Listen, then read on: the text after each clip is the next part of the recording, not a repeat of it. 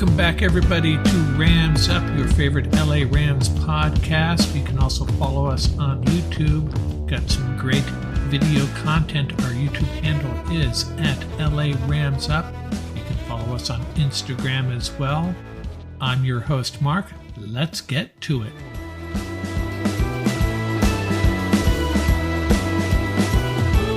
Welcome back, Ram fans, episode 155, and this is a special episode. We have our roundtable with two diehard Ram fans, Paul Walia and Tom Courts, both extremely informed on what's going on with the Rams. Tom is the host of the Downtown Rams Spaces podcast. Paul, a longtime East Coast Rams fan. Our discussions are always a lot of fun. Over an hour of content. We look back at last season, what went wrong. A few things went right. We'll talk about that too. What players disappointed us, which players we should be happy about. And then, of course, we're going to look forward to the 2023 season. What free agents do we need to bring back? What positions we need to draft? We touch on pretty much everything. It's a lot of fun. Check it out. And you can also watch that on our YouTube channel as well.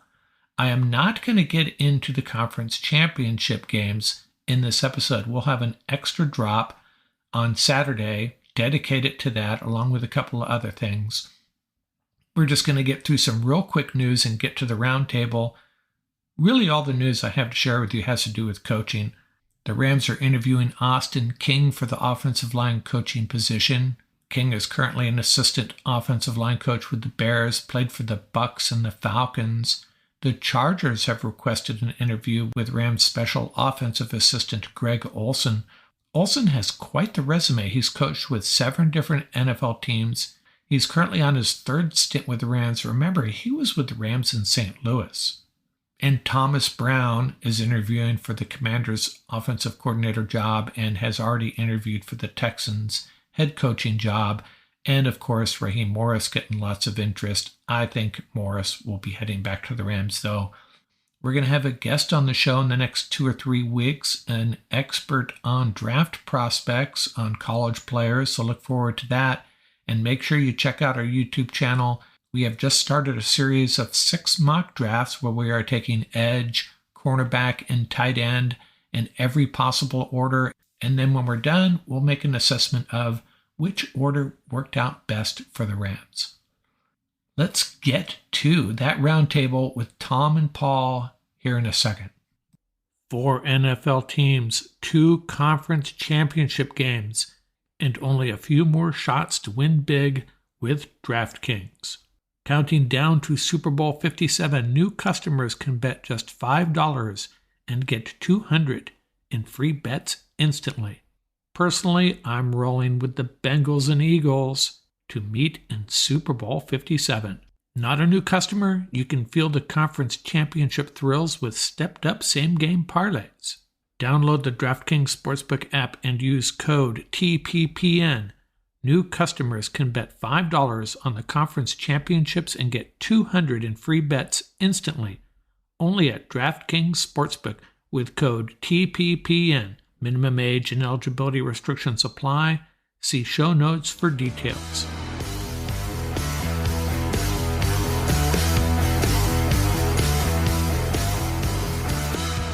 Hey everybody, Mark from Rams Up here, and I have Paul Walia and Tom Courts back. We haven't done this in a while, and we are going to cover all things Rams today. We have a little outline that we're going to try to follow here. We'll probably go off on tangents, we always do, but what we're going to try to do here is the first thing we're going to try to do is look back at the 2022 season, and then we're going to look forward at the 2023 season. Hey, Paul, how you doing? You got your Georgia Bulldog shirt on. Is that what I see? Oh, yeah, paying homage to the national champions, SEC pride. And shout out to all the – and obviously this is for Matthew Stafford, really, and for the rest of the Ramily that, for example, Darion Kendrick, and I know Ernest Jones is from Georgia as well. It's been a rough season, so figure I'd pay a little tribute to the national champs. A year from now, maybe you'll be sporting a USC polo shirt. In honor of dare to dream. Trojans championship. Hey, Hey, Tom, what's going on with you? Oh, go ahead, Paul. What's that? some of the greatest Ram football, John Robinson days. Oh, yeah, right. Um, and Tom, how are you? What are you up to? Oh, hey, how's it going? No, just enjoying watching some playoffs without being in them. A little bit, obviously, it's a little different feeling. So, just enjoying watching football as a fan and not you know uh, worried about everything Rams at this time of the year. So it's a little glass 1/10 full. I won't say it's half full, but Yeah, yeah. it's funny how I find myself losing interest. I was watching UCLA basketball yesterday, and the game ended, and then I was like, "Oh wait, I think there's a football game starting about now." And this will be another year I'll go golfing on Super Bowl Sunday, the best golf year. If you're golfers, that's a hot tip for you. You can get on really nice courses, sometimes at a discount, and it's wide open. So, hey, let's get started on this. So, the first one we wanted to talk about is obviously we're going to look back. Well, let's start with some hot news that might be cooking in the background here. We can't ignore some of the stuff going on with the Rams. And so, what's your take, Tom? I'll start with you. Who's going to be the Rams' next offensive coordinator? Do you have any inside information on that? I Or do. I actually, McVay and I have been chatting. It's going to be Matt LaFleur. It's just a matter of time till he announces it. No, I'm Mike kidding. LaFleur? I mean, Mike LaFleur. Yeah, yeah. No, I don't. Of course, I don't have inside information. I just think that that's where they're headed. I think it's a good fit for them, and I don't see Reich as a good fit. But that's my personal Well, opinion. I saw they're interviewing. Is it Joshua? I don't know. Not even sure how to pronounce his last name. Is it Alton? The Broncos. You think that's just not a serious interview? Or they're just doing their due diligence. That was one of the roughest offenses I've seen in a long time. Yeah, that's true. So I don't know. Maybe they're doing due diligence. Who knows? I think Lafleur is the outside favorite though. And hey, Paul, what do you think's going on with this Jalen Ramsey talk? I gave Tom a homework assignment before this to talk about Jalen Ramsey's contract, but do you think there's any truth to this rumor that the Rams are moving on from him? I have my opinion, but what do you think's going on here? I think after the Tyreek Hill trade, I think that's why you're starting to see all the Jalen Ramsey talk. I think there's very comparable scenarios. But personally, I think trading Jalen Ramsey would be a mistake. I know it's a rough cap hit, but listen, especially if you take a look at the way the NFL is played now and the difficulties teams are having playing man-man coverage with all these layered crossing routes, which are really problematic for defenses. I think someone like Jalen Ramsey is invaluable. I think he's going to stick around. I think the Rams are aware of that. Unless they get an offer that is just absolutely off the charts, Yeah. he'll be around. What did you find out, Tom, as far as the cap hit? I looked at Yes, Spot Track and it's go almost ahead. not. Yeah, it's almost It's almost 20 million, $19.6 million of dead money that they've already paid him in bonuses, and then his salary this year would be, I think, 17 million to the team that got him. So Is this all just because of his one tweet? Is that the only data we have on him on the Rams supposedly moving on from Jalen Ramsey? Is there any other facts behind this? I think that people were thinking about it, including at least I can speak for myself. Me, wonder if they could get something for Jalen now, in case that he declines any further or plays more poorly in the future. But so I think it was on people's minds, and then when they saw the tweet, it kind of solidified some of those opinions. I, for one, agree with with Paul wholeheartedly on this. That if they get a couple of firsts and a second or some crazy offer, they'll take it. But otherwise, I just don't know what they would do in terms of filling that spot. It would not only cost them if they were to sign, say, a free agent, which they would almost absolutely have to. I don't think Kobe Durant is our cornerback one going into next season. So they're going to have to sign somebody and that would cost them their number one comp pick, most certainly, if they sign somebody of any value. So there's a lot going on here. $20 million in dead cap, comp pick loss if you sign a big free agent cornerback, and it just all starts to add up to. Plus the probably fact they're not going to probably even replace Jalen Ramsey in terms of skill and what he brings to the table. So I'm with Paul. Unless it's a monster offer, I don't think he's going anywhere. Yeah, I think Jalen Ramsey, when he's focused and on his game, he's still one of the top defenders in the league. He had a couple breakdowns during this past season, but I sure hope he sticks around. Yeah, let's also note that we know he hurt both of his shoulders in the Super Bowl year, played through both of those injuries. That's why he didn't look so good in the playoffs, or at least one of the reasons. And then in the offseason this last year, he had surgery on one of his shoulders, but not the other, and it was the same injury on both. This year, the other one wasn't as bad. He played through that this year, and it got worse. So now he's having surgery on that shoulder to fix that shoulder. So he'll be coming back, and the fact that he played at the end of the season and played as well as he did, along next to Bobby Wags, was pretty impressive as well. So got to hand it to the guy. He was one of the veterans that he could have very easily with that shoulder said, I'll just sit out the rest of the year, but he played through it. So give him a lot of props for that. Can we talk about the Rams OC position for a second? Yeah. This fantastic breeding ground for the NFL. So let's take a look. Matt LaFleur, Green Bay head coach, Rams OC. Coach O'Connell did a great job once again. Rams OC. Zach Taylor, Bengals, Rams OC. What about Corey? He was. I don't think he was ever Rams OC, right? He was technically their quarterback coach. Yeah. But he never. Yeah, it was interesting to me that he never made it all the way up to. He got hired right off of that because the way the Rams use their quarterback coach is almost like a quasi offensive coordinator. But I'm thinking, well, let's throw this out there. They're buddies, right? Kingsbury coming in as OC. McVay. Yeah, I thought about that. Yeah. Can you imagine? That's like playing Madden in the NFL. Right. Those two together. I would not want to be in a room with them because that would be like dizzying to hear those two talking. But it's a very real possibility. He could get Cliff to come over. But one thing I will say, if you take a look at what the Rams have, so they got LaFleur, they got Zach Robinson, who's a hot ticket, right? For a lot of jobs. You have Thomas Brown, who I honestly think he's going to get an OC position. I think he's going to get the Washington position. And they still have Greg Olson. So I think he is, and that's what they do. They try to amass a lot of these young assistants. So I think they have a feeling that they're going to lose at least one of these guys. I think that's why LaFleur is there.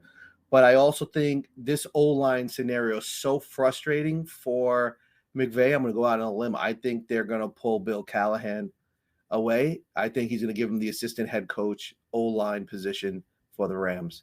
They're really tight. I think if I was McVay, I would be so frustrated with the way the O-line and the running game has been over the last 2 years. I would roll it that way. I think he's going to draw Callahan out, and I think the OC position is going to fall to who's ever left between Robinson and Brown.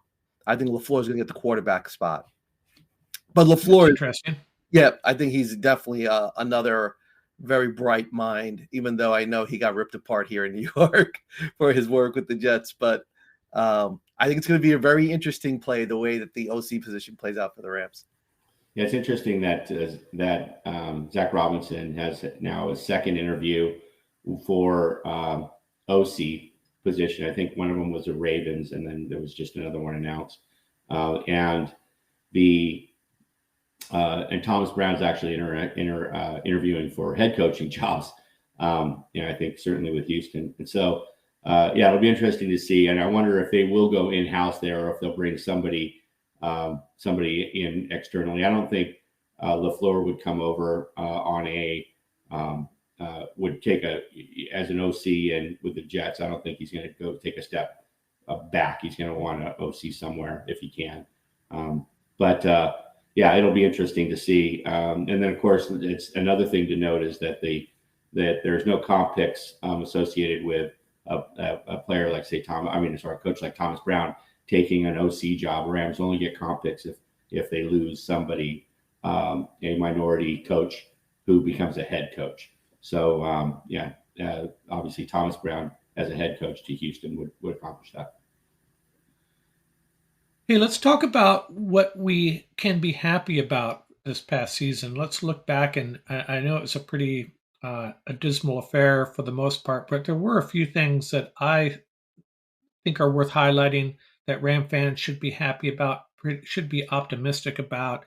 And I'll start it off. I got a list here. We're probably not going to touch on all of them, but the one thing that the one takeaway from this season, personnel wise, is how about the performance of Michael Hoyt this year? This is a guy that he's a 300-pound defensive lineman, or at least so I thought.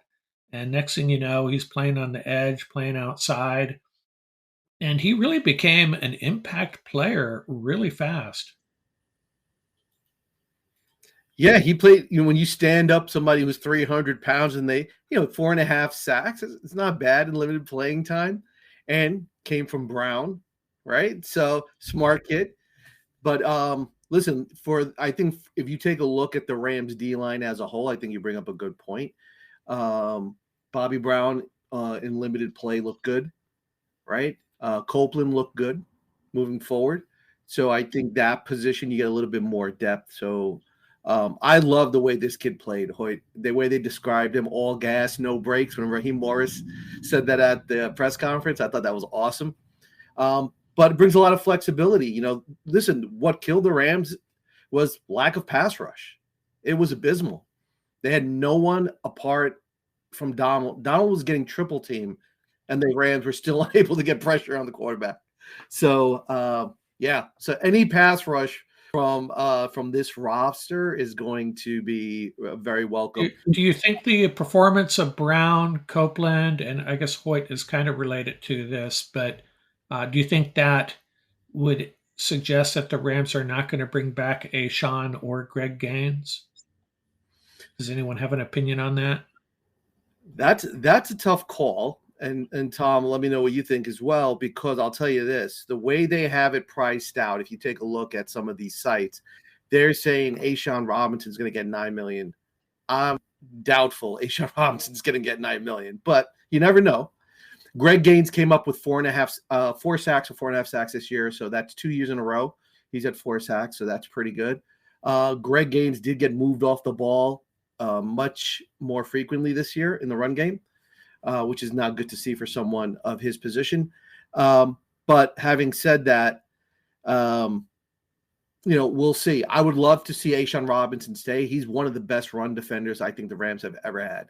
He plays that spot and allows everyone else to freelance a little bit. So that's something definitely you have to take into consideration. But, cap room is a premium. So, Tom, what is if there's one thing, one or two things Ram fans should be happy about looking forward, looking back last year that, promising for the future that you saw from this Rams 2022 team? Yeah, I mean, we learned a lot, and we get into it. There's quite a few things, but the thing that really struck me, it was nice to see Tutu Atwell get out there and know that he can be productive in the passing game. And his head's in it. We learned that Cam Akers can be a number one back if he gets touches and doesn't gets primary carries, which he's said all along and what he was so tweaked about. Ben Skoranek can actually catch the ball and be a super productive wide receiver and even that swing into the fullback position. We learned about the hard way. We learned about some offensive linemen that that can be productive into the future. Larrick Jackson, Tremaine Ankrum, AJR Curry, Chandler Brewer, that can help out. Unfortunately, we also learned that Joseph Noteboom is not a quality starting left tackle, unfortunately. So, yeah, we learned a lot. Bobby Wagner can still play at a very high level. There's a lot we learned, but, it was all based upon, or a lot of it was based upon the fact that there were injuries, and we got to see some players that we otherwise might not have seen really step up and do a good job. We also learned a lot. It's actually a positive about who can't play and who we can't rely on in backup roles, including our two backup quarterbacks who are not ready for prime time. Right. Thankfully, they didn't go down in a situation. Thankfully, Stafford didn't go down in a situation where the Rams were really sniffing at a playoff run and had to rely on those guys. That would have been disastrous. It was great to see Leonard Floyd turning on at the end of the season because he was clearly not healthy in the beginning of the season. Yeah. So another Georgia Bulldog, shout out to him, but he was definitely not healthy in the beginning of the season. But to see him turn it on at the end of the season and see that 54 back to him, to his whole self was, for me, a major positive. And got to shout out Mark. Good call on Kobe Durant. He definitely like a slot. He disappeared for a little bit there, but I think he's the type of player. I'm not sure, how. I'm not going to call him a great cornerback yet, but he does seem to have a knack for making big plays. When he gets the ball in his hands, he's more dangerous than, let's say, Jalen Ramsey with the ball in his hands. So that's nice. It's nice to have guys like that just have a knack for the big splash plays when you need them. And for everyone in Ram Nation that's watching, that was Mark's favorite player. That was the player that he cited after the draft that he said was going to blow up for the Rams. So good call on that one, Mark. Yeah, and I used basically no data, no information, just a gut feeling. Reading a few comments about him, I can't take a lot of credit for that. Kind of just took a wild ass guess there, and I happened to be right. Is there any? Looking at my notes here, what about the offensive line? Is there one guy on the offensive line that you think maybe we didn't think could be a starter, but could help solve our offensive line problems next year? You mentioned Alaric Jackson, Tom. Yeah, definitely. Yeah, he looked really good, and when he stepped in for no. Did you see his tweets? And I believe it was verified as being him, right? Did you see that, Paul, where he was tweeting about what he thinks the offensive line should look like next year? I didn't catch that one. No. Yeah, he was very outspoken about what he thought the starting offensive line should be, and then he gave a second round of them, and he told anybody if they hurt anybody's feelings, then they should just start to play better. So I loved it. He became one of my favorite Rams when he did that. I'd love to see every player state their opinions more. Do you think the Rams? So who were his five? I'm curious. He had a couple of options, right, Tom? I think he had himself at left tackle, though. Yeah, he had himself at left tackle. In one case, he had Noteboom at left guard. He had Brian Allen at center for both of them, and with Shelton at right guard for in one scenario, Havenstein in there for another, and Tremaine Ankrum. Tremaine Ankrum at right guard. I think. Ankrum was in there in one scenario. Shelton was in there for another, and then he had the backups. He listed the backups also, and Logan Bruss wasn't in there on any of them just because he probably just means. And I think he did clarify that just because he was hurt.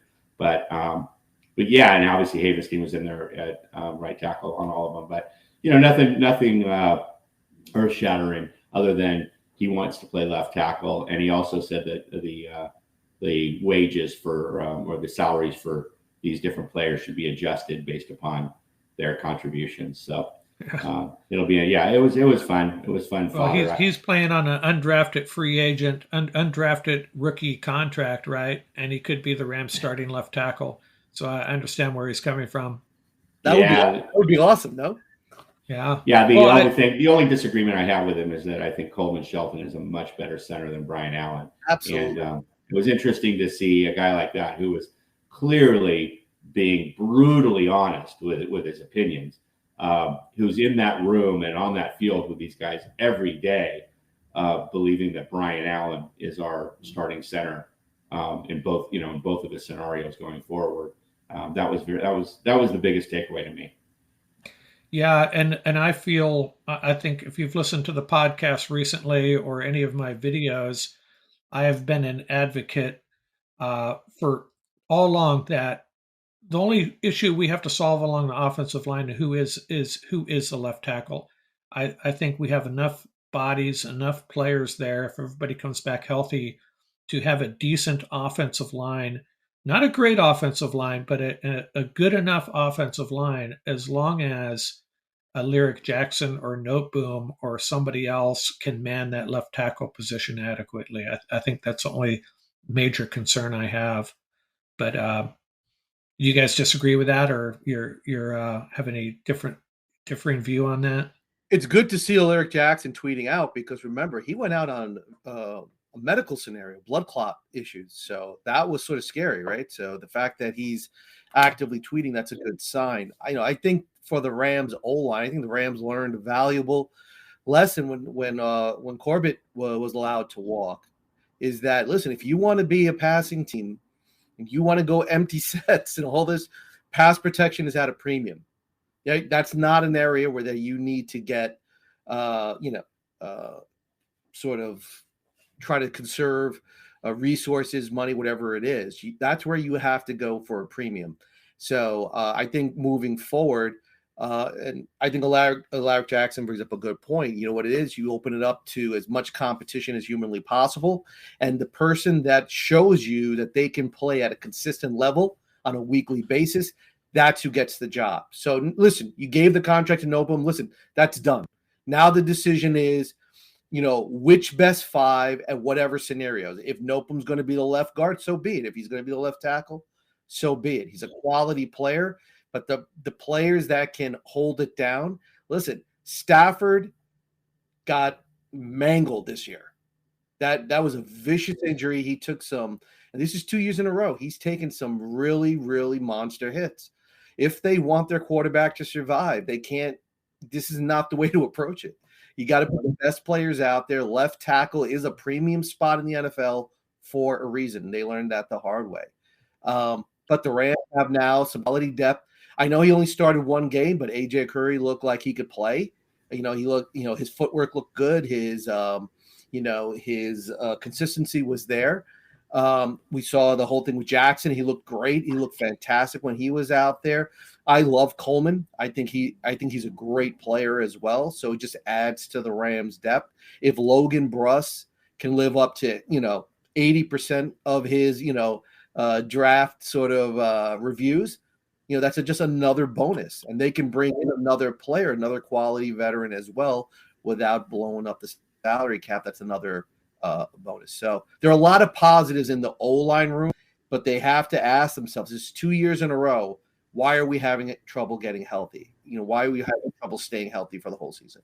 Yeah, and then Kevin Carberry, if you guys remember last year, he was protected by McVay. He was thought of as a top coach on that staff, and he was not allowed to interview for other jobs unless it was a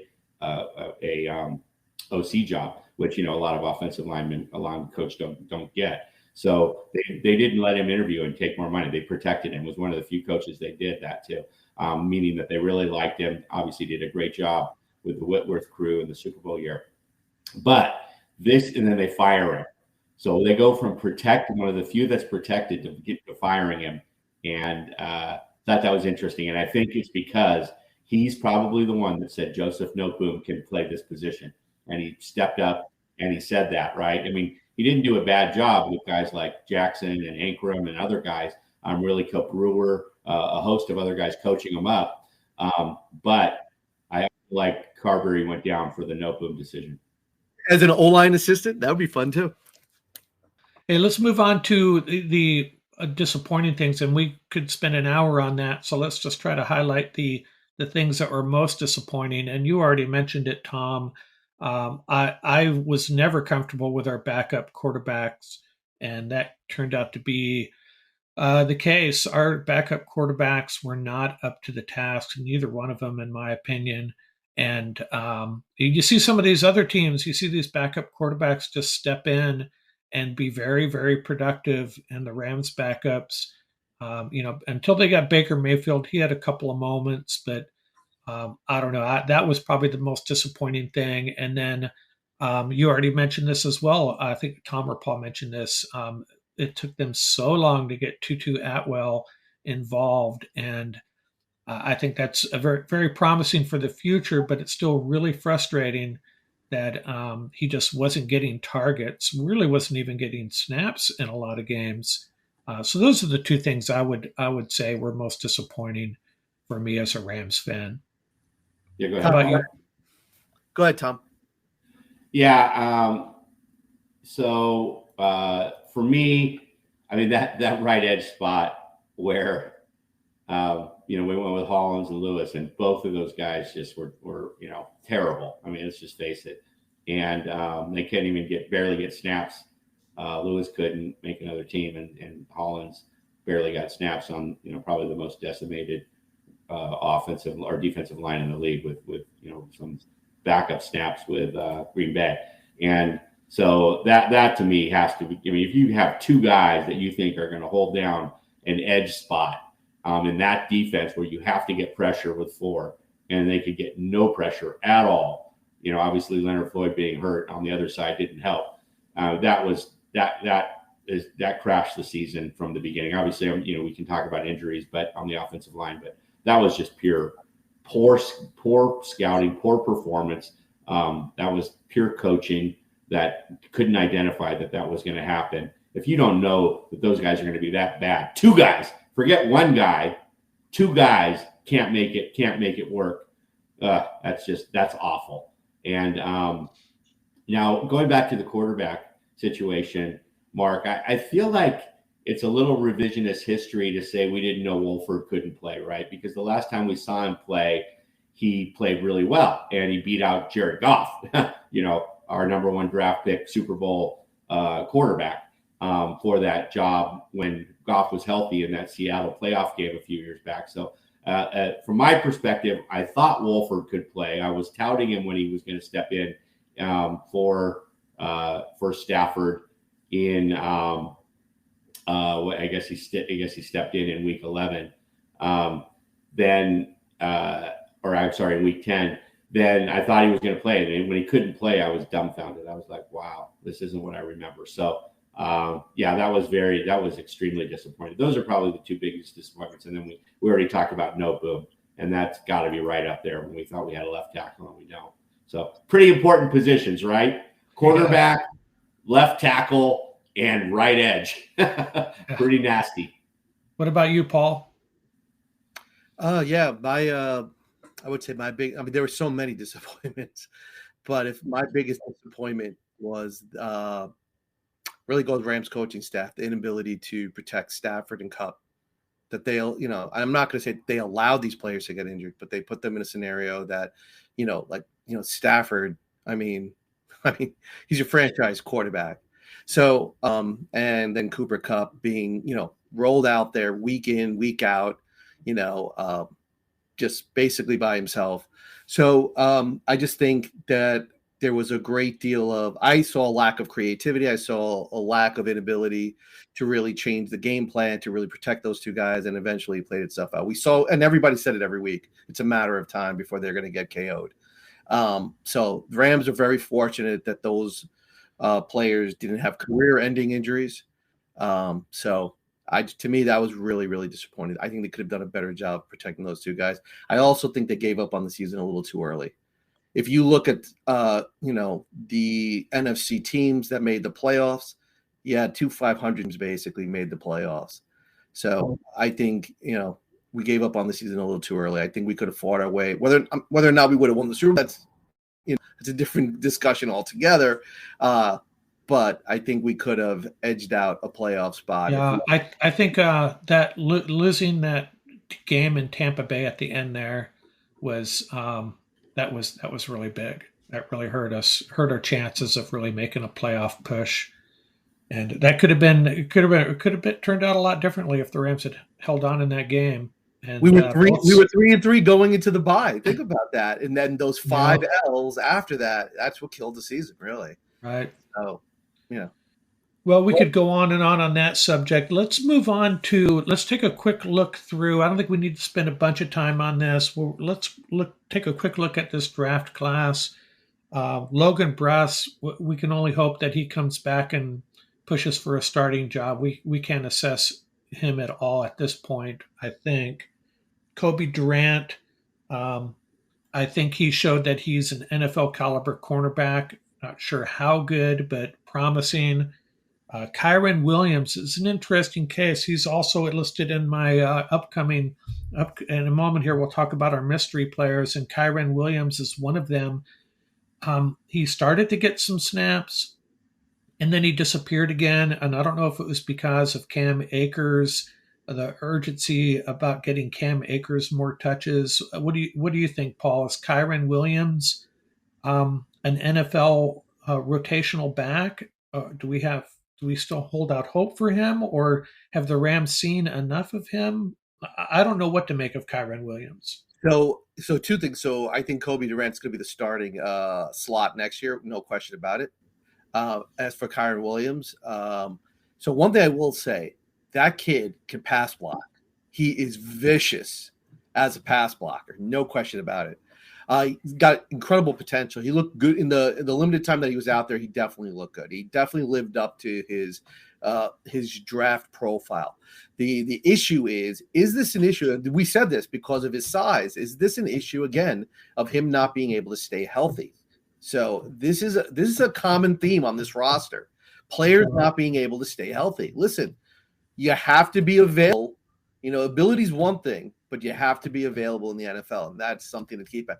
But I think he will definitely get a shot. He looks really a nice complementary back in all phases of the game. He can catch the ball. He runs tough. He has good instincts. And like I said, a vicious pass blocker. So I think as a complementary back, I think he would fit in nicely. I think they're going to give him another shot. I think he's going to surprise a lot of people next year, but he's got to be able to stay healthy. Yeah, how do you feel about him, Tom? Yeah, unfortunately, he went down and he was out week 2 through week 9, and he missed 7 games, and so that was not good for a rookie to trying to get in the flow of things. But I think they've found their way. It's another positive from the season. We learned, like I mentioned before, that Cam Akers as a primary back can be very effective, and if he gets a better offensive line, he'll be that much more effective. He's much more engaged. I don't think they're going to do the share the snaps thing anymore. Cam will be primary, and then you get Kyren as a prototypical third down back. He's pass pro. He's pass pro. He catches the ball well, and I think they have their I think they figured that out, and I think that's really good because for 2 years. Yeah, I was just concerned because they seemed to move away from him in the last couple of games when I thought they would be, hey, let's give Kyren 15 carries and see what he can do, and that never happened. So that's what confused me. Well, it's because they learned that Cam Akers is effective apparently only when he gets primary snaps. Yeah, but I'd still at that point in week 17, week 18, I know you still want to win, especially that Seattle game because it's important. It's a divisional rival, but I think it might be more. I thought it might be more valuable for the Rams coaching staff to see Kyren get the carries, but I guess I'm wrong on that. That's what I was expecting to see, and I just never saw it. You were saying let's see what the kid can do. Let's give him the rock. Right. But Cam Akers did heat up the last 4 games of the season. No, he did, and I think if the goal is the W, I'd roll with Cam Akers too. So I could see it both ways. I don't know what the Rams mindset on that is. If there's another reason they're not rolling with Kyren Williams the last 2 or 3 weeks. I think that's the theme for the 2022 season. Was what was the Rams mindset for a lot of right. So the failure of the running game didn't coincide with the fact that the running game was nothing against Hendo, the D-line coach, who's a phenomenal defensive coach. He was the run game coordinator. And then the last 4 or 5 games of the season, and if I'm not mistaken, Thomas Brown was told to work with the running backs again. And all of a sudden, Cam Akers explodes. So once again, was that something like McVay once again not being really into the running game or whatever it was, an oversight played itself out huge for the Rams because their lack of a running game really, really came back to haunt them. The next guy on this rookie list, Quentin Lake. I don't think we've seen enough of him either. I think he's definitely going to be on this roster next year. I don't know what more we can say about him at this point. That's still an incomplete grade in my book. Darion Kendrick, I don't know, early on, Tom, you saw him, you liked him, and he looked good. And then he looks like the Rams kind of lost faith in him. He had a couple really rough games. Does he have a future on this roster, you think? Or Yeah, I do. Darian Kendrick is. I mean, we got to remember he was a 6th-round pick for a reason, coming out of a sure. starting cornerback job on a national championship Georgia Bulldogs team, and he goes in the 6th round. So the reason is because of his speed, right? And he's very aggressive, and he is the kind of cornerback that can play in the Rams. It's a perfect example, actually, of what it means to the secondary if the front 4 or 5 can get pressure, and if they can't. Like, he got torched when we couldn't get any pressure on the quarterback, because he's assuming these pieces work together, and the secondary is relying on pressure to get there and playing deep. Obviously, that's what so many Rams fans are so frustrated with. And then they play deep, and they play downhill and read things in this match zones. It looks like a zone, then it turns into a match zone, but it's all reliant on that pressure. And if the Rams let somebody sit back there for ages, a guy like Darian Kendrick's just going to get beat over the top, and that's what happened to him a few times. So anyway, if the Rams can get back to the year before, when we were able to get pressure with 4 and the occasional blitz and so forth off the edges, Darian Kendrick can be an effective cornerback for us. If not, then he's certainly not a man cornerback. That's for sure. Yeah, it's just more of a case of just finding the right role for him and the right situation where he can his talents can be put to use the most, I guess. And this past season, it wasn't really working in his favor. There are a lot of other issues going on with this, Steve. We haven't talked about the so-called soft coverage strategy of Raheem Morris. A lot of people had an issue with, and that may have not been playing to his strengths either, perhaps. But I think he matches what the draft profile pegged him for. So he was susceptible to double moves. He was susceptible over the top. If the game was in front of him, he played really well. If I'm not mistaken, I think he had over 35 tackles for the season. So he was a much better run defender than people gave him credit for. But once again, when the play was extended, any type of elongated exposure, he was picked on. And there were games where they went his way 3 or 4 times consecutively because they knew that. So and he's a rookie, so you got to give him some time. It's not only that he's a rookie. This is a guy who was a healthy scratch weeks 1 and 2, right? In other words, they did not expect this guy to play and contribute. He might have been, if that cornerback room had stayed healthy, he might have been kind of redshirted on the 53, which they do with 1 or 2 players, every year. And in week 3, 4, and 5, Troy Hill, David Long, and Jacoby Durant were all out due to injury. Right. So he gets thrust in there after literally not being on the 48. He gets thrust into a starting role in week 3 as a rookie. Yeah. I mean, come on, that's asking a lot. And he sat there, and I think he did admirably well, considering the circumstances. And so I don't know. I give the guy a pass. Yeah. Okay. Fair enough. Daniel Hardy, I think we give an incomplete grade on him. He got some snaps, I think, in week 17 and 18.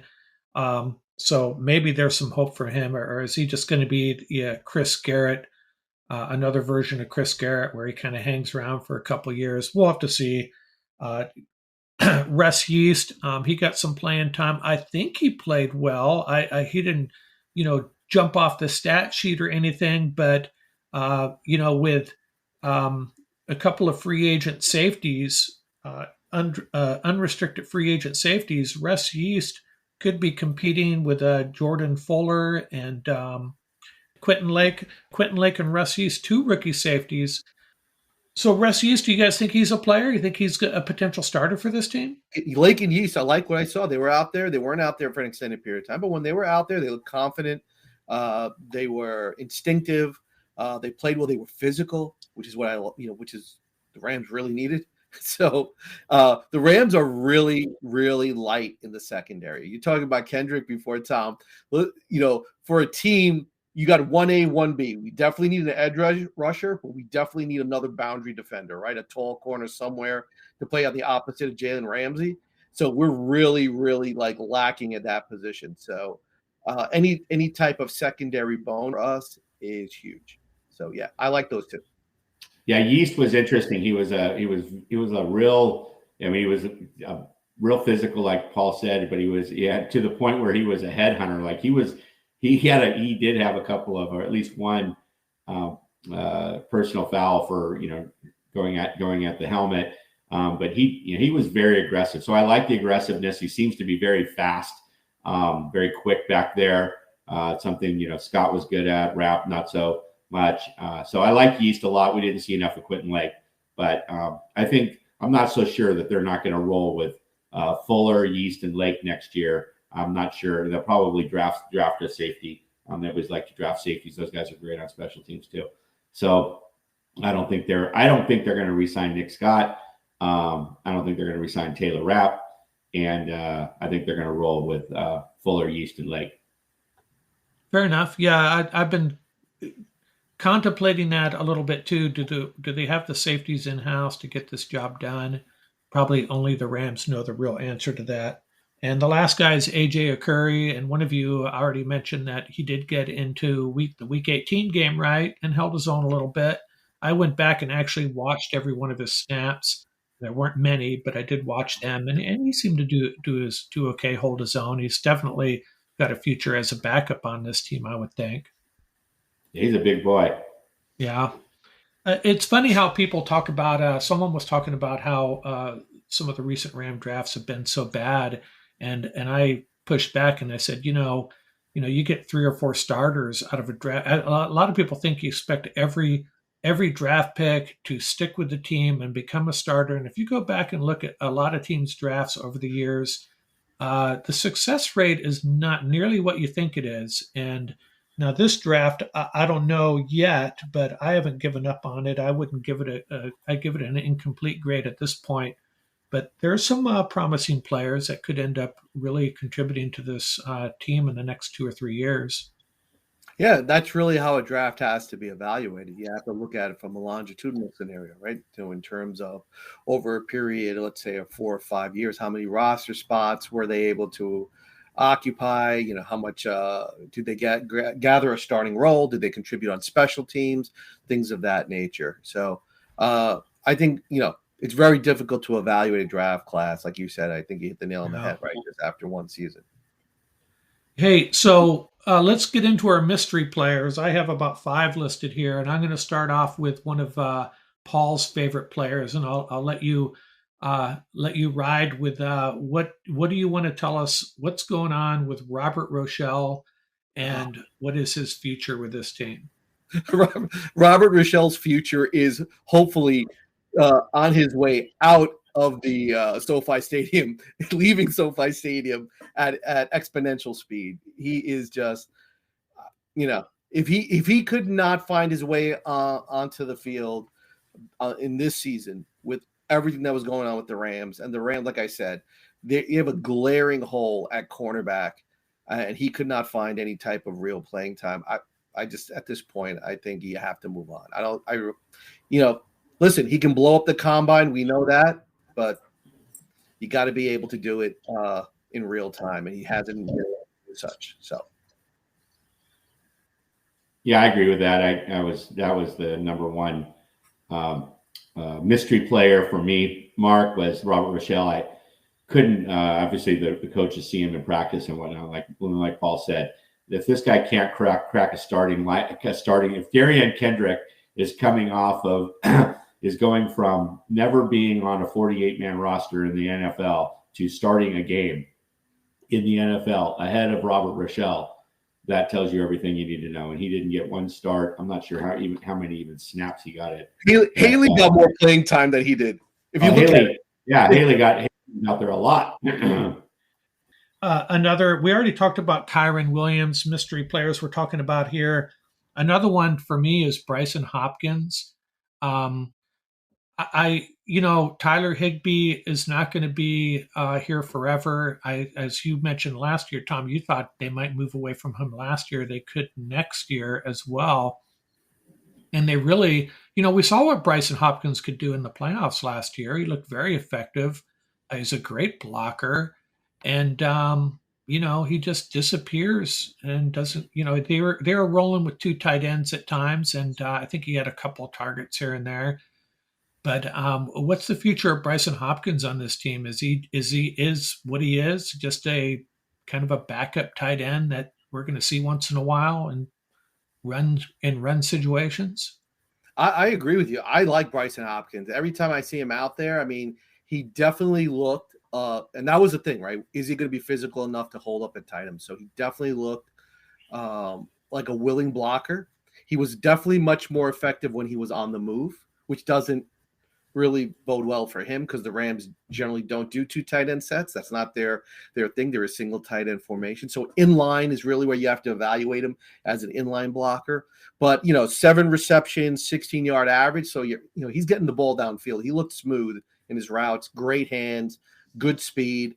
I definitely think he is going to be their tight end of the future. I think if you compare Bryson Hopkins with a good physical tight end that could block, so how important would have been Johnny Munt if we didn't lose him to Minnesota this year? Right? I know, right? Yeah, and Johnny Munt had more catches this year than he did in his entire Rams career combined. So I think Bryson Hopkins, if they give him a legitimate shot, so as a tight end on the move, I think he'd be great. I think he is a phenomenal talent. I just think, like you said, it's a mystery. He's just underutilized. And he was healthy pretty much for the latter part of the season. He just number wasn't getting called. Yeah, how do you feel about Hopkins, Tom? I think he's great. I mean, he got he got quite a few snaps at the end of the year. He was obviously he was obviously tight end too, but like in that Broncos game, he was out there a lot. They used a lot of 2 tight end sets in that game, and so yeah, I mean he something happened and he wasn't in week 17 against the Chargers. He didn't play. It doesn't look like something must have been going on, but then he came back and yeah, I think he's great. I think he'll be our tight end of the future. They may move on from Higbee and go with Hopkins as the number 1. And so we'll see, but I think we'll talk about this in a second here, but I think tight end could be a position we'll target in the draft, though. Yeah, that makes sense. Yeah. One of the things we're going to talk about, we already touched on it quite a bit already, though, is the coaching situation. A lot of guys could be moving on. A lot of guys already have. And I think the coaching staff is going to look a lot different.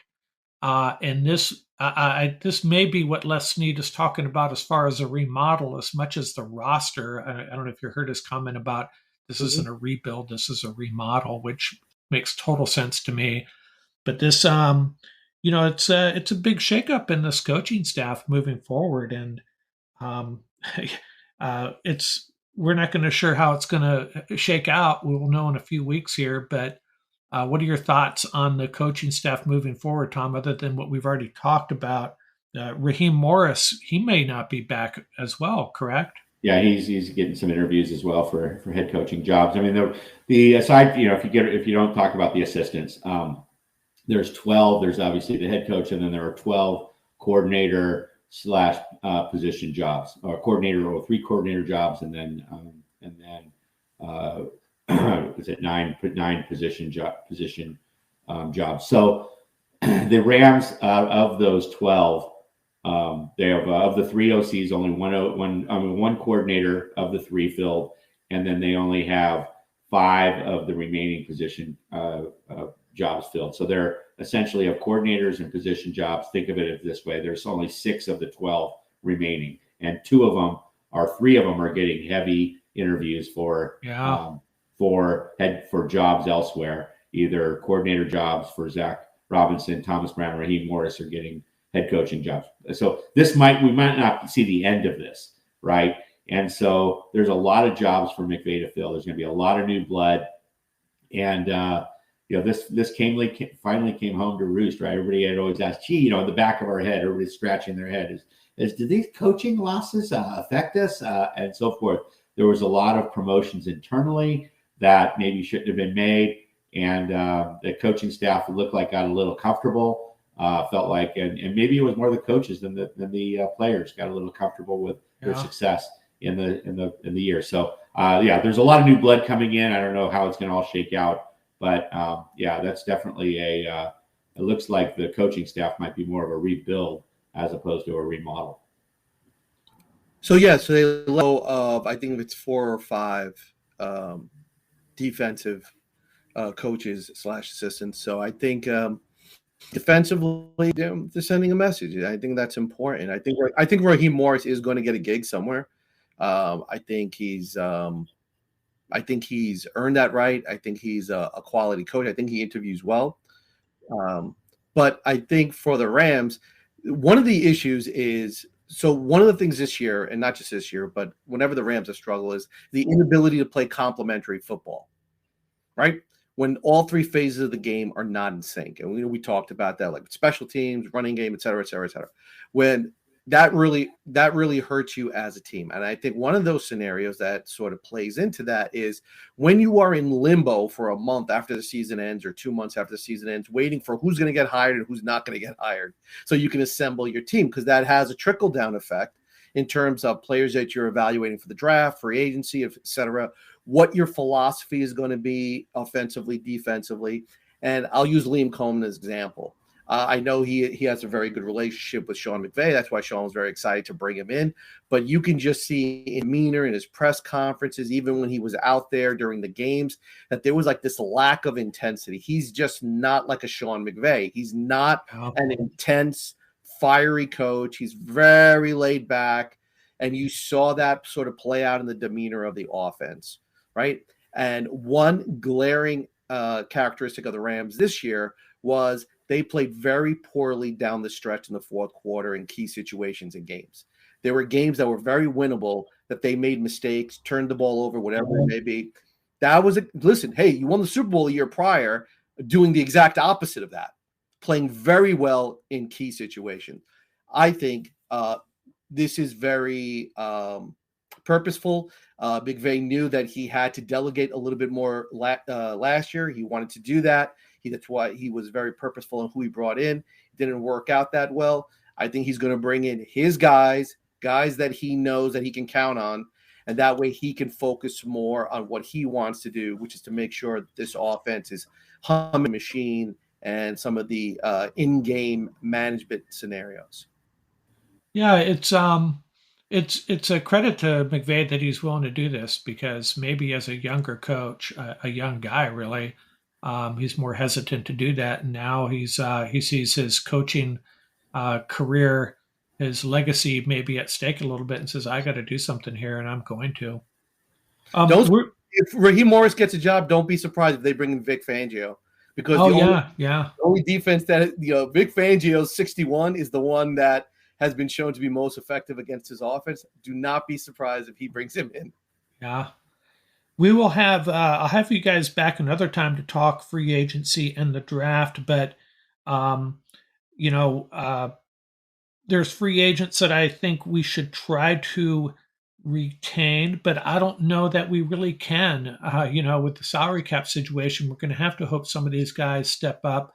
I guess one guy I would hope they can retain is Matt Gay. I'd hate to start all over with the kicker, because, this year, as bad as everything's gone, Matt Gay has very quietly had a great year, a great 2 years for the Rams, really. Is there any free agent, Tom, that you think the Rams should do everything they can to retain? The thing with free agents is that there's no benefit other than continuity, right? Other than knowing the system, to retaining your own free agents.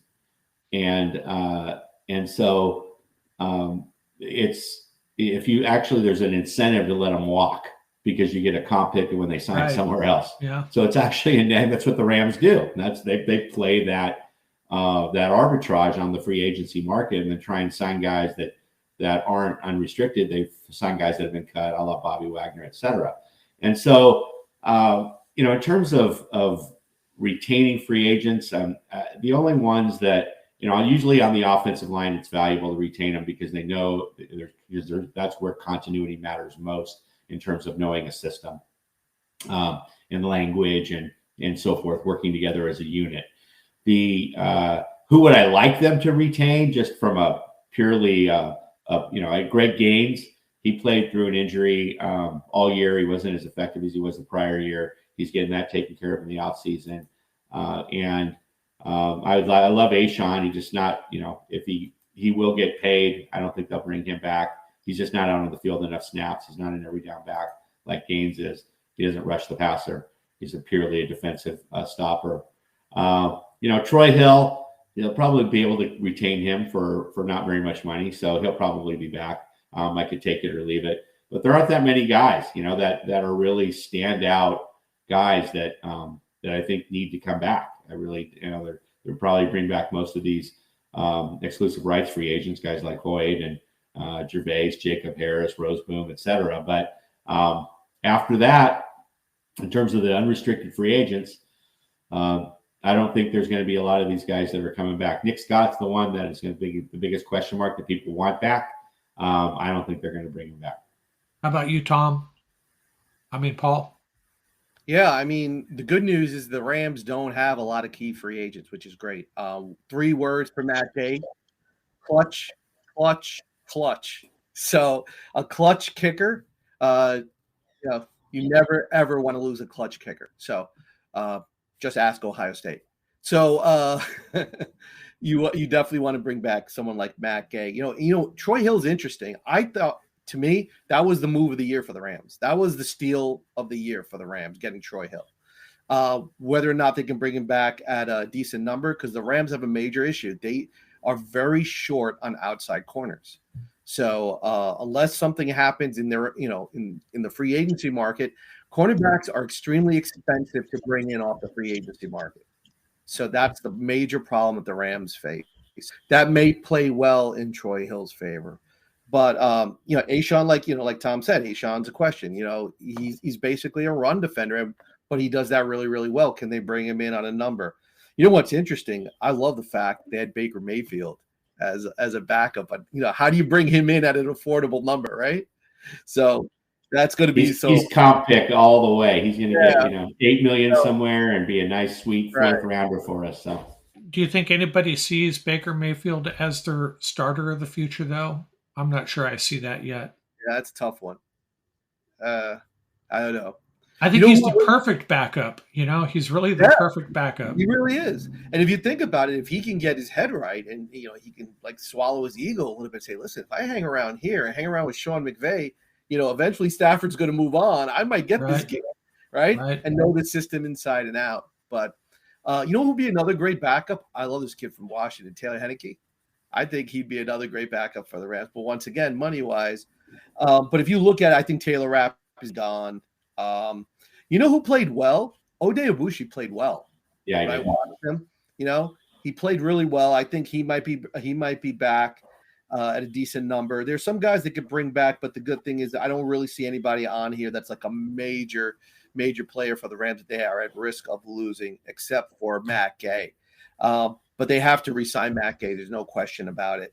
And Troy Hill, I think it's going to play out well for him because, like I said, think of 3 corners you can bring in off the free agency market for under 10 mil. Yeah, that's the thing. Yeah, they're you think, oh, this guy'd be great, and then you look at his market value and not so much.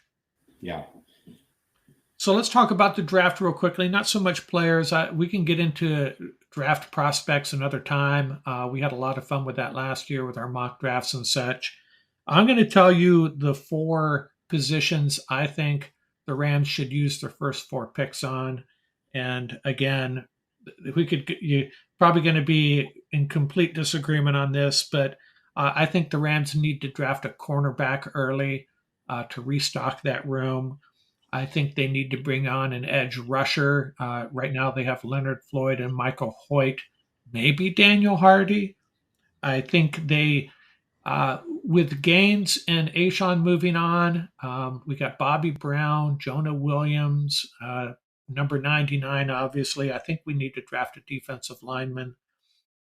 And I think we need to draft a tight end. And correct, I did not mention offensive line.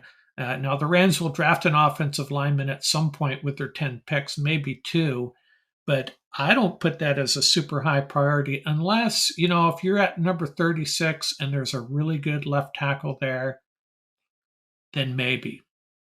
So, who wants to go first? What are your 4 draft priorities position wise? Go ahead, Tom. Yeah, I mean, edge is that's where they're going to go for. I think that'll be the first pick. I mean, they're going to have to get somebody that's a highly skilled position in the NFL now, a highly sought after position, and you're going to get the best value early in the draft at that position. It's rare to find a good edge later in the draft, like you could with, say, an offensive lineman or a safety or something like that. So I think edge is clear and far and away the top priority. Then they're going to start doing what they always do and just restocking the shelves of the position groups that they don't pay. They don't pay corner. They don't pay safeties. They'll probably draft another running back at some point. But the priority being, I say, is edge, cornerback, and I think they are going to tight end. I agree with that.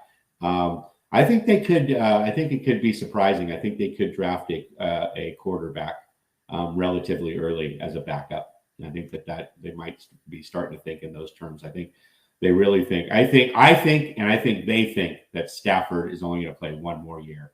Right. How about you, Paul?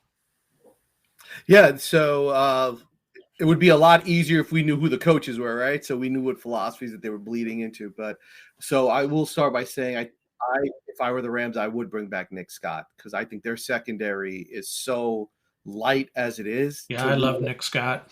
Yeah. And that leadership, that ability, the glue to hold that secondary together in that system is Nick Scott. And Jordan Fuller has not proven he can even finish a season yet. So I would definitely pay Nick Scott and bring him back. I think they can get him at a decent number. So edge rusher would be my number one priority. It's a lot, everyone in the NFL is looking for edge rusher. There's no way you're going to bring one in free agency without breaking the bank. So that's not going to happen. You're going to have to rely on the draft and bring in some young guns. So I would definitely do edge rusher, but I also look at some pass rush on the D-line. Aaron Donald's been basically, the pass rush on the D-line. Every now and then Greg Gaines will get some push, but it would be great if we had some D-line push, some talented pass rushers on the D-line. So I would probably go pass rush edge, pass rush D-line. I would definitely go corner. No question about it. Tall corners. The kid from Miami, Stevenson, when we do our draft mocks, we can throw out some names, but there are some good corners with length that are out there that I think would fit in well with the Rams.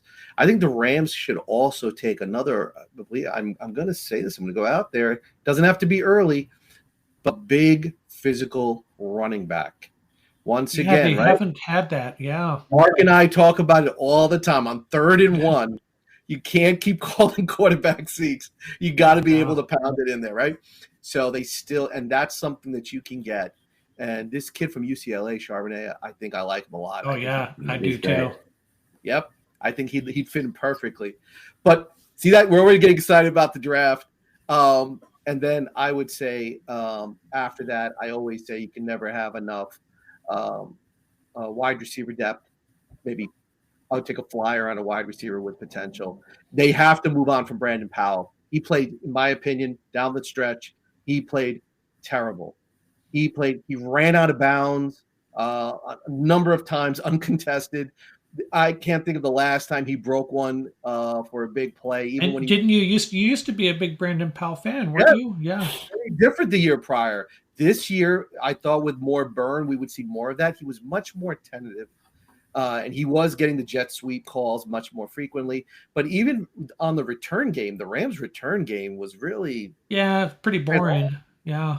It So seemed like there was a lot of times where he was close, but yet so far. He went down way too easily this year. Way too easily this year on tackles in one-on-one scenarios. So I think they need to. And our special teams coach was also let go. Yeah. So unless Tutu can show that he can do that, I don't know if he can necessarily do that. Maybe Karen Williams can do that as a nice way to get some more playing time. But they definitely got to get their return game up and running because it was. Yeah. Well, when this offense was in high gear and we were putting up 30 points a game, I was happy with a fair catch. But this past year, we needed something more from the return game. That's for sure. That's the key, right? Because that translates directly to field position. Right. So the last thing we can touch on, what's your outlook in 1 or 2 sentences for next year? I'll go first. I think it's just nonsense that this team is in rebuild mode. They just need to get healthy, fill a couple of holes, and I think they'll be in the running.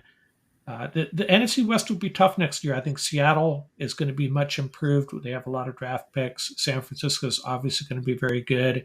I think the Rams will be in the hunt for a playoff spot in December.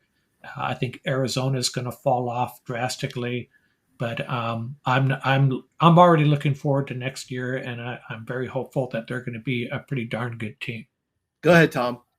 Yeah, I agree 100%. I think anybody that thinks this team is not going to be competitive next year doesn't know the roster and so forth. We have studs, these studs at every position. One thing I want to highlight is that these studs were healthy when it mattered, right? We didn't lose any of our superstars early in the season when we still had hopes of having a good season.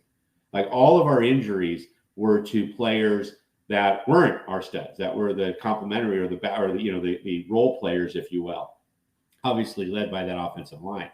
But, you think about it, Ramsey and Donald and Stafford and Kupp and, Floyd was a little banged up, but he played every week. And so all of these guys, Havenstein, all these guys stayed healthy.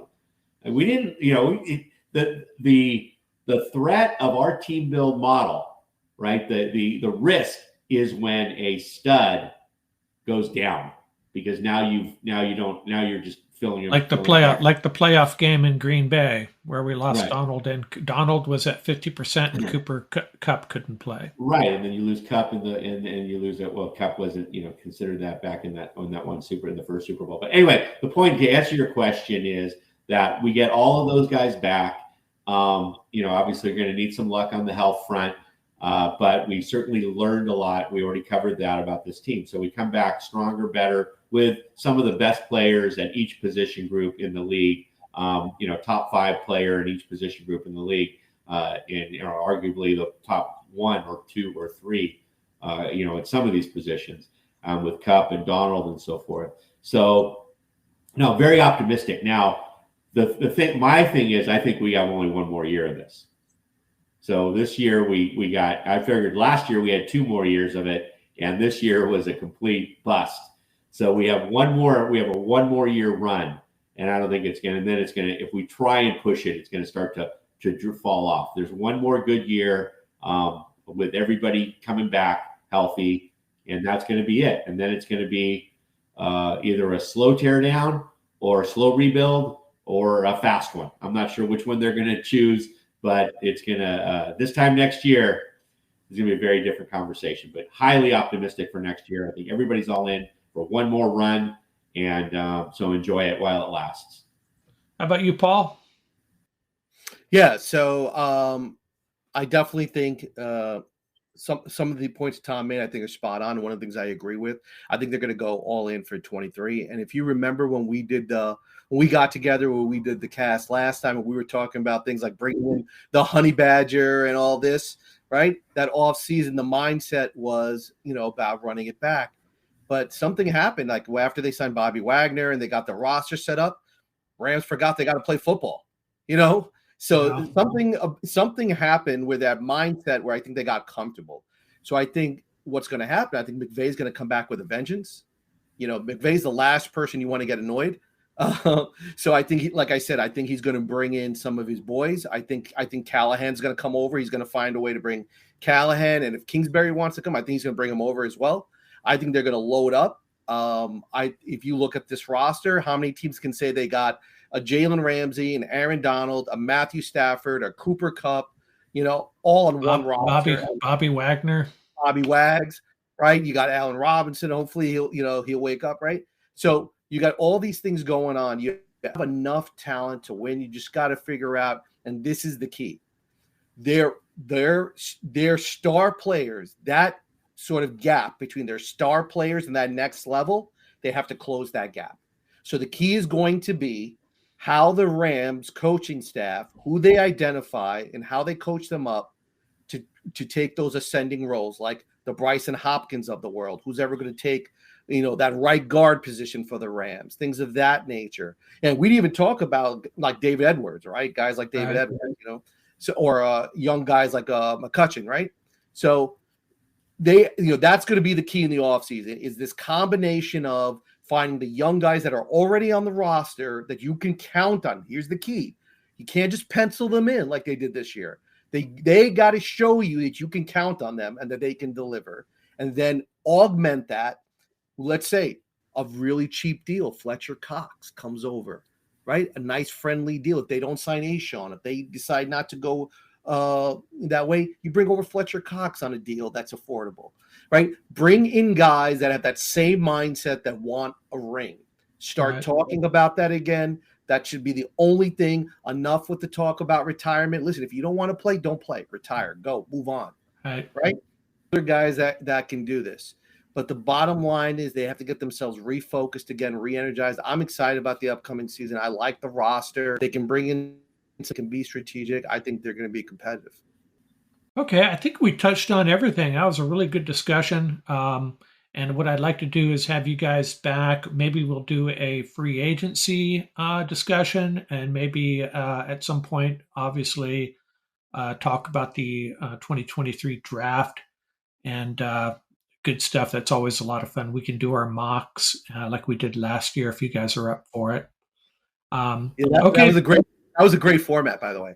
Yeah, thank you for doing it. Yeah, hey, before we go, I'd love to hear everybody's playoff predictions for today's games and then going forward throughout the playoffs. So, what do you got, Mark? What are your this could be embarrassing because a lot of people will hear this and the games will have already been played. But I've never pulled for the Cowboys before, and if I'm going to pull for them, I'm going to pick them. Before the playoffs started a year ago, I said Rams, Bengals, and this year before the playoffs started, I picked Bengals, Eagles. So I'm sticking with that. Nice. Okay. So I'm sticking with the Eagles to beat whoever wins today, and at home. That's a big advantage for them. And I don't know. There's something about the Bengals. I think they're going to find a way to win. And if I'm wrong, I'm wrong. But that's what I'll roll with. And who do you have winning it all? Oh, I'll take the Bengals. Nice. And I base that on I'm just guessing. I'm not going to. I don't have any X's or O's or stats or data to back that up. Just a gut feeling. Probably 80% chance I'm going to be completely wrong on that, but that's what I'll roll with. Paul? So out of the NFC, for me, it's a no-brainer. I'm going with the Eagles. I think the Cowboys win. I think Eagles and Cowboys. I think the Eagles come out of the NFC. And I got to agree with Mark. I love the conversations that are coming out of the Bengals locker room. They're saying all the right things. And yes, I am totally biased. Yes. Zach Taylor, let's go, boys. I think the Bengals are going to do it. I think the health of Mahomes' ankle, I think is going to decide that one. Yeah. Yeah. That was huge, right? So I hope he's okay. But I think it's going to, I hate to say this, I think it's going to be Eagles and Bengals. It's going to be clash of the animals. And you're taking the Eagles, I assume? You know what? I got to go for Jalen Hurts was my fantasy guy, but Zach Taylor, I don't know. It's a toss up. For me, that's a win-win scenario. So I'm going to go Eagles, Bengals. Yeah. And the winner is? I think Bengals win it at the end. We're on the same page then. How about you, Tom? Yeah, I think the Niners win today. Unfortunately, I'll be rooting for the Cowboys, but I do think the Niners are the superior team there. And I think the Bills beat the Bengals today. So we differ on that. I think it'll be a close game, but I think the Bills will find a way to win at home. And I think that the Bills will also beat the Chiefs at a neutral site. I didn't like what I saw yesterday from the Chiefs at all. And I think the Bills are clicking. I think the Eagles beat the Niners in the NFC Championship game, and we get Eagles-Bills in the Super Bowl in Arizona. And I think the Eagles win it. I'm really impressed with that team. That the trench play on both sides of the ball is off the charts. And Jalen Hurts is making all the right decisions. They're running a very simple offense that takes advantage of that offensive line. I love their defense, and I wish we had gotten Bradbury. He's really stepped up for them. They got it clicking in every. You want to talk about complimentary football? That's it. So I think the Eagles are unbeatable at this point in time. If that was Jalen Hurts at less than 100%, holy cow! Yeah, right? He didn't obviously run as much as he has been, but he's making great decisions, and that's the most. He's very accurate. They're picking their spots. Everything's clicking for that team. That's very impressive. I'm really looking forward to the playoffs. Yeah, I think an Eagles-Bengals or Eagles-Bills Super Bowl would be highly entertaining as well. It'd be a lot of fun. A lot of points are going to be scored. Yeah. Okay, guys. Hey, thanks a lot. We'll sign off here for now, and I really appreciate your time. Got over an hour of some really good content here, and we'll talk to you. I'll talk to you both real soon. Okay. All right. Okay, thanks for your time, guys. Thank you.